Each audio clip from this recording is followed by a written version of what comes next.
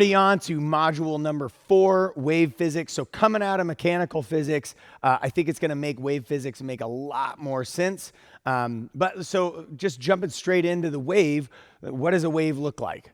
And so kind of generally speaking, this is more like a lateral wave or maybe a vertical wave or even a diagonal wave. It's not so much a circular wave. If you could try to magic eye this and maybe cross your eyes and then uncross them, maybe it would turn into a circular wave, but probably not.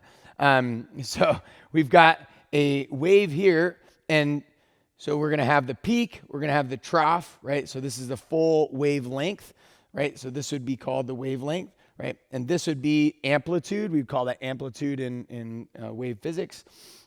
Right, and then because it's a rope, right, there's a certain amount of mass that's being held in that rope. So if we were to look at this first one and the second one, which one would you say had more power output? And most people say, hey, the second one. Why? Because it's bigger, right? And they try to figure it out like, oh, it's more distance, or oh, there's more mass, or oh, there's, and I think you would be correct on both accounts, but let's go a little bit further. So then if this is the same, let's say, distance as this, but then there's this new kind of distance, or is that time, or is that mass, or what is that? Which one has more power output, the first one or the third one? And so this is where kind of normally the room gets split, and you might be like, oh, I don't know, like that one looks bigger, so maybe there's more power output, maybe there's more mass there, so there's more power output. And that one, I don't know, it's happening like it's shorter this way, wavelength wise, so I don't know. And so a lot of times I'll get like a half and half response on that, and I'm going to tell you that it's this one. So yes, you're right, there is more mass in this, but it would be like putting 5 pounds on either side of a squat, right, and having somebody go at a fairly slow pace, maybe 1 second down, 1 second up. Whereas this one, take the 5 pounds off, but have the person go extremely fast. So like a quarter of a second down and a quarter of a second up. So that change in speed really increases the power output much more than that little bit of 10-pound mass here. So in this, we'll break it down. So this wavelength is actually correlated and is happening in a certain period of time. So when we do wave physics, when we look at wavelengths, we see wavelengths in time, and this is our time component.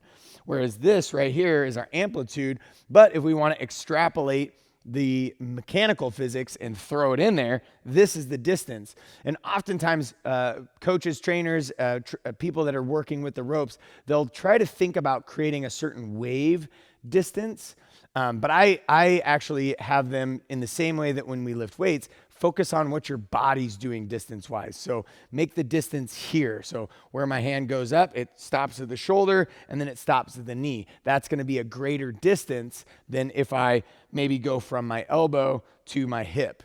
And elbow-hip is a much smaller distance, so it's going to make a smaller wave. And so think about that in terms of distance as opposed to trying to, really guesstimate and figure out all these variances that are happening in the wave itself. Right, so distance here or distance here, even if I'm using my full body.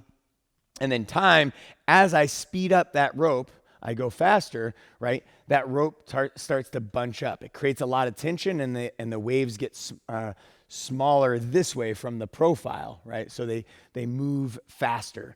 And so then we can see that time starts to decrease. And we know if time decreases, then I'm going to get more power output because I'm going faster. And then the beauty is, there's a mass that the rope has, right? So gravity still is in play, mass is still in play, but there's new forces too. There's the force of you going up and going down, or the force of you going side and then to the other side. There's also a force that's generated in tension from the anchor to you. So the more you move power output, the tighter that tension gets between you and the anchor. So there's 3 different kind of force vectors happening when we're moving the rope. And so because of that, this mass makes a big difference, right? And so that mass times my acceleration, and we know, just like here, force, mass, and acceleration happens still over time. It's happening within time here. So I got mass and acceleration happening in time. And so then that's why this actual wave itself, the actual rope itself, represents that variable that is force.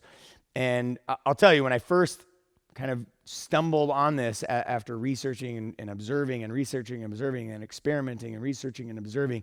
It was like the biggest aha eureka moment that I've ever had, because at no time before had anybody been able to at least roughly quantify power output so that we could start to program specific for power, specific for strength, specific for endurance, and specific to get those adaptations in our body. Well, now you can, and it's fairly general, just like we tend to think that, oh, it's very specific and detailed with my weights because I talk about percentages of 1 rep max and all this stuff. But really, it's fairly general and ambiguous there too. We're making calls based off of mainly people's facial expressions and body language, right? Somebody does a poor quality squat or has a really straining face, we say, oh, that might be too heavy for you, let's go a little bit lighter. Or, oh, that might be too hard for you, don't go as deep.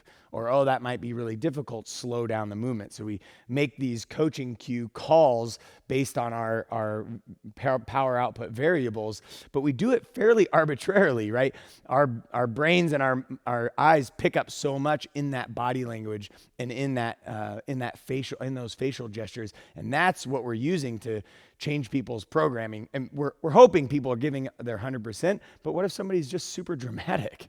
Right? And they just have a stinky fart face, like, oh, every time that they do a movement, or they just really suck at doing movements, right? And then as a coach, either A, we got to get back and really help them coordinate that movement and make a much more high quality movement, or B, we're making calls based off of an over dramatic person, right? And so if we think that we're, being hyper scientific and super specific, even as coaches in general and traditional weightlifting and workouts, I would beg to differ just slightly. And I think that there is a lot of science that can back up a ton of this stuff, but we also have to assume that some of the variables of, anatomical lengths and the ability of somebody to do something, their psychological arousal, their motivation, their ability to want to give 100%, all of these things also come into play that we just can't measure. We just wouldn't be able to measure as coaches. And so the same thing happens with the wave physics, right? We are able to now make these rough calls based on, okay, this is going to produce more power output than what you already produced. And based off of what I saw, you can produce more. And so we're giving you that progressive overload to help you create adaptations so that you can be more powerful, so that you can build strength, so that you can build endurance. And to me, that's just incredible. This is changing the game, completely changing the game for anybody that's using this tool called the battle rope.